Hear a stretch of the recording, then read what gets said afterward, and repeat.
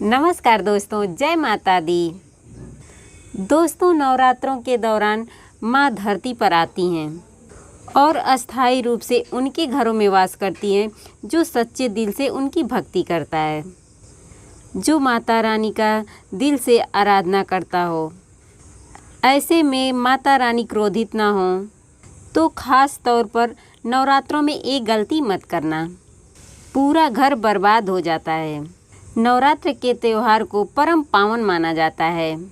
कहते हैं कि इस पर्व के दौरान शुद्धता और पवित्रता का ध्यान रखना बहुत ही ज़रूरी होता है। मान्यता है कि जो व्यक्ति इन 9 दिनों के दौरान पवित्रता का ध्यान नहीं रखता है तो उस व्यक्ति को माँ दुर्गा के प्रकोप का भागी बनना पड़ता है। पूरा परिवार बर्बाद हो जाता है, माता रूठ जाती हैं। विशेष रूप से जो लोग अपने घर में घट स्थापना, कलश स्थापना करते हैं और साथ ही नवरात्र का व्रत रखते हैं तो उन्हें ये गलती कभी नहीं करना चाहिए।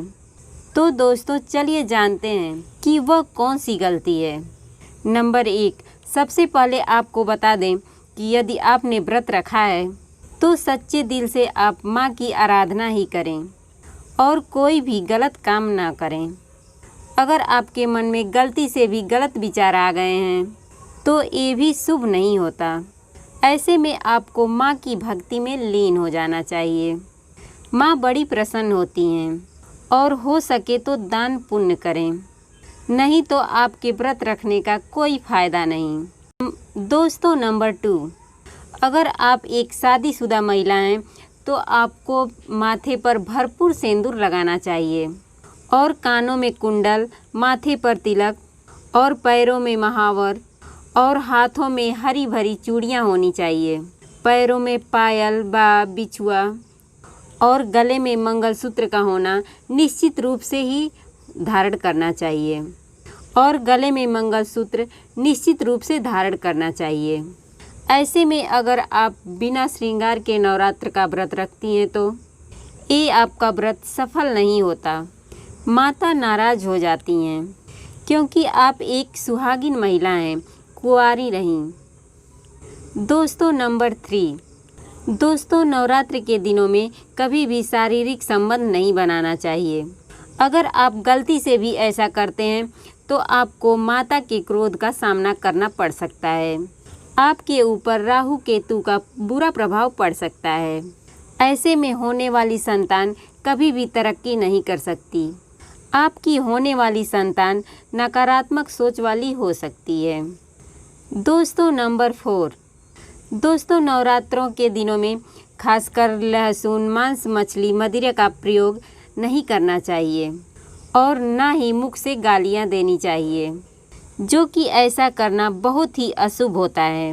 माँ दुर्गा के क्रोध का सामना करना आपको पड़ सकता है और माँ ऐसे घरों में नहीं आती जहाँ नवरात्रों के दिनों में लहसुन प्याज का इस्तेमाल किया जाता है। ऐसा पाप आप कभी मत करना। दोस्तों, नंबर 5, नवरात्रों के दिनों में देर से उठना माता दुर्गा को क्रोध करने के बराबर है। अगर आपको देर से पूजा करने और देर से उठने की आदत है तो आप नवरात्रि का व्रत कतई ना रखें, क्योंकि आप गलत कर रही हैं। माता रानी ऐसे घरों में कभी नहीं आती। दोस्तों, अगर आपका व्रत है तो आप कतई झूठ ना बोलें, क्योंकि माँ दुर्गा को झूठ पसंद नहीं। किसी भी व्यक्ति को जीव हत्या नहीं करनी चाहिए, क्योंकि जीव हत्या करने से माँ को कष्ट मिलता है। खासकर नवरात्रों के दिनों में नाखून और बाल नहीं काटने चाहिए। दोस्तों, नवरात्रों के दिनों में जिस घर में गंगा जल नहीं होता है वहाँ माता रानी कभी निवास नहीं करती। गंगा जल अवश्य घर में होना चाहिए। नवरात्रों के दिनों में घर को हमेशा साफ रखना चाहिए। झाड़ू पोछा हमेशा लगाना चाहिए। टूटा फूटा और कबाड़खाना और जाला साफ कर देना चाहिए, क्योंकि ये सब चीज़ें घर में गरीबी लाती हैं। दोस्तों, आप में से कौन कौन चाहता है माता रानी को अपने घर पर बुलाना? तो कमेंट में लिखें कि माता रानी हमारे घर में ज़रूर पधारें। जय माता दी। माता के लिए एक लाइक तो ज़रूर ही करें।